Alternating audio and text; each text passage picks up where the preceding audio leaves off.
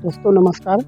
हम आए हैं अब नरवरगढ़ राजा मकरंद ध्वज के महल में, जो उदल के साले थे, और ये है उदल की ससुराल।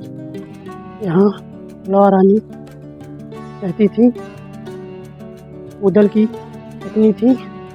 चलिए आपको दिखाते हैं। और हम बिल्कुल आ चुके हैं, बहुत ऊंची चढ़ाई चढ़ के आए हैं यहाँ पर। ये रहा इसका पहला गेट, ये देखिए।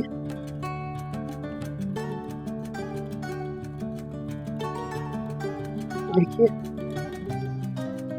ये है पनिहारी दरवाजा, पढ़ लीजिए इसको आराम से आप।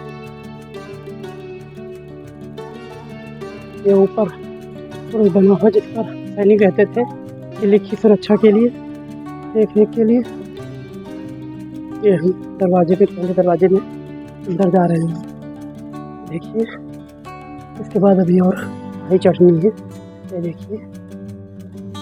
चलिए अब चलते हैं, सीढ़ियों को चढ़ के ऊपर चलते हैं। लगभग काफ़ी सारी सीढ़ी चढ़ने के बाद हमें ये कुछ मूर्तियाँ देखने को मिलती हैं, जो देवी जी का रूप दिया गया है, चिपके हैं ये। उनको हम दूर से नमन करते हैं और चलते हैं हम फिर आगे की तरफ। हम घर आते हैं तो ये देखते हैं, ये सैनिकों के रहने का कमरा है। सुरक्षा के लिए यहाँ सैनिक रहते थे। और इस दरवाजे को सैयद दरवाज़ा भी कहा जाता है। तो ये देखिए आपको पूरा शहर दिखाई दे रहा है। ये रहा दरवाज़ा। पहले इस पे लकड़ी का दरवाज़ा लगा रहता था, देखिए बड़े बड़े वो देखिए बने हुए हैं। ये देखिए आप भी देखिए, इसमें दरवाज़ा फिट रहता था, शायद अब निकल चुका है। ये छोटा सा लोहे का गेट लगा हुआ, वो भी एक साइड का बचा है। चलते हैं ऊपर। अब हम किले के अंदर बिल्कुल मुख्य दरवाजे पर चलते हैं अंदर। देखिए ये दरवाज़ा उसी समय का लगा हुआ है। के अंदर चलते हैं, देखिए ये देखिए सैनिकों के रहने की जगह इधर।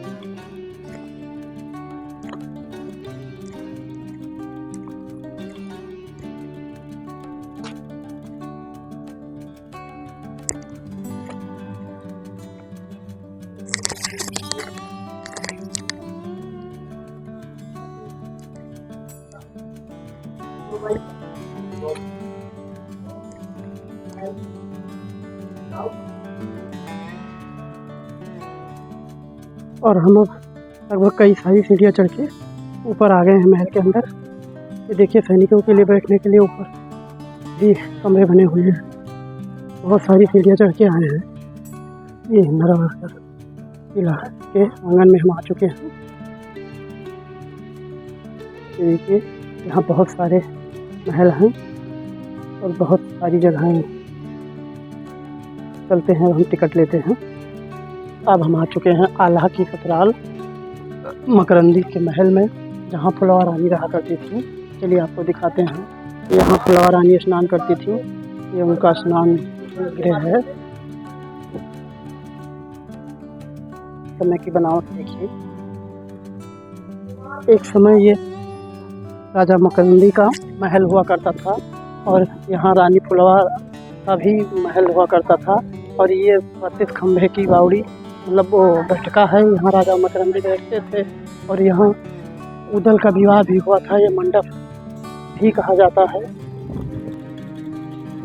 ये शत्रुओं को बांधने के लिए पत्थर है, यहाँ शत्रुओं को बांधा जाता था।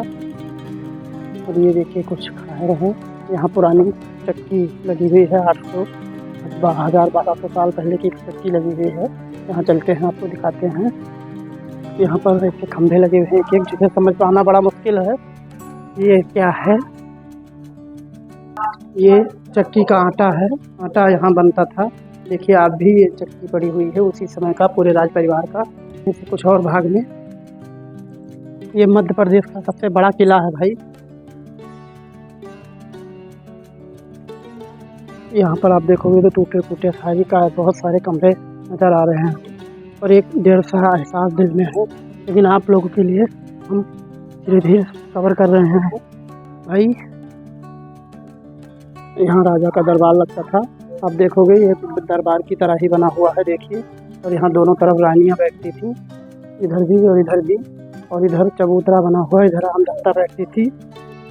ये देखिए यहाँ सारी खंडार हो चुकी हैं सारी, बहुत कुछ के दरवाजे बंद हैं, देखिए कुछ के दरवाजे टूट चुके हैं, कुछ के देखिए दरवाजे बंद हैं, कुछ के दरवाजे टूट हो चुके हैं। और हम और ये है इधर राजा बैठते थे और इधर रानी बैठती थी बीच में। इधर उधर भी राज दरबार बना हुआ है। ये उस समय मकरंदी का बहुत बड़ा महल रहा भाई। अब ये खंडहर में तब्दील हो चुका है, धीरे धीरे हो रहा है। ये राजा का, वहाँ राजा बैठते थे, यहाँ पानी भरा रहता था, यहाँ जो मुजरिम आते थे उनको खंभे में बांधा जाता था। अब हम चलते हैं राजा के दीवाने आम।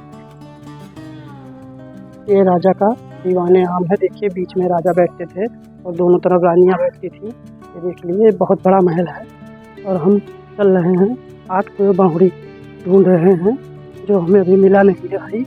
चल रहे हैं, इधर भाई इधर एक रास्ता बना हुआ है, लेकिन पता नहीं है किधर जा रहा है। कुएं और 9 बावड़ी देखना है, इसलिए हम इधर चलते हैं भाई।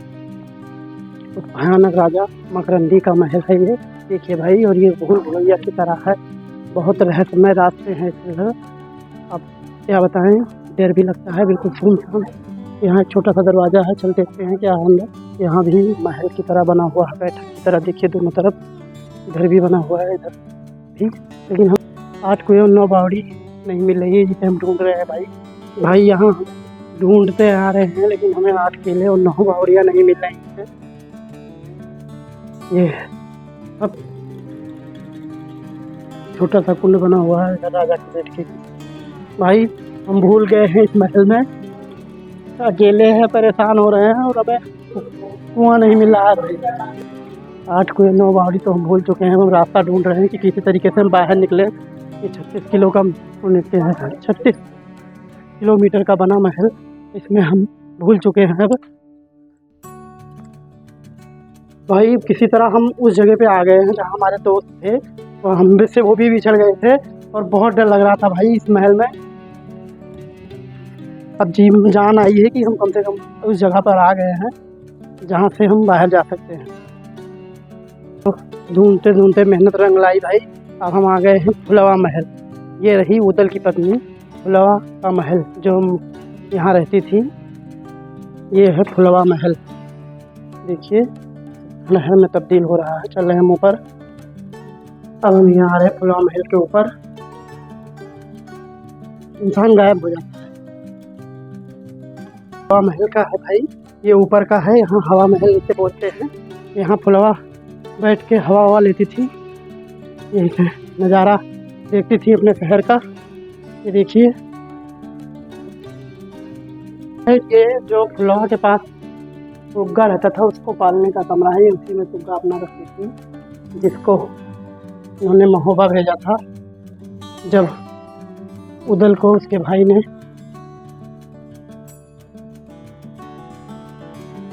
ये देखिए भाई, आपको चारों तरफ दूर दूर तक महल शहर यही दिखाई दे रहा है। ये बहुत बड़ा 36 किलोमीटर में ये पूरा महल बसा हुआ है, ये पूरा नगर बसा हुआ है। किसी ज़माने में इसे शहर का नाम दिया गया था, अब तो शहर इसके नीचे है, ये सब खंडहर हो चुका है। यहाँ ये है उदल की ससुराल नरवलगढ़ भाई, जिसमें हम लोग ढूंढ रहे हैं लेकिन भूल जा रहे हैं, मिल ही नहीं रहा रास्ता हमें। दोस्तों ये उभा है वो वाला जिसमें मकरध्वज ने आल्हा को कैद कर लिया था और इसी में उनको पकड़ के रखा था, अंदर कर दिया था। और रात 12 बजे फुलवा आई थी उनको निकालने के लिए, तो उन्होंने कहा, आल्हा ने कहा नहीं, आप हमें नहीं निकाल सकती हैं, अगर आप हमें निकालना चाहती हैं तो हमारे भाई के पास संदेशा पहुंचा दें। ये वही उभा है जिसमें उनको पकड़ के रखा गया था। दोस्तों यहाँ बेशुमार खजाना और बहुत कुछ है, लेकिन हम लोगों को कुछ मिल नहीं रहा है भाई। 9 बावड़ी और 8 साल ये जो कुएँ हैं 8, ये सब हम ढूंढ के परेशान हो चुके हैं भाई, लेकिन हमें नहीं मिला है। और हम अकेले हैं, दोस्त भी हमारे बिछड़ गए हैं और हम उन्हें भी हमने फ़ोन करके पूछा था तो उन्हें भी नहीं मिला है अभी, वो भी ढूंढ रहे हैं और बाहर आ रहे हैं और हम भी अब बाहर चल रहे हैं भाई, हमें मिल नहीं रहा है। बहुत ही ये डरावनी जगह है और आपको तो दिखाई देता ही है कि बहुत ही खतरनाक है। पूरा महल ही महल, चारों तरफ वीरान खंडहर बने हुए हैं, कहीं कोई एक इंसान या एक पंछी भी जल्दी दिखाई नहीं दे रहे। दोस्तों अब हम ब्लॉग को करते हैं एंड। हमने आपको आल्हा की ससुराल दिखाया, अब हम ब्लॉग को एंड करते हैं। मिलते हैं आपको अगले ब्लॉग पर, तब तक के लिए नमस्कार, जय श्री राम।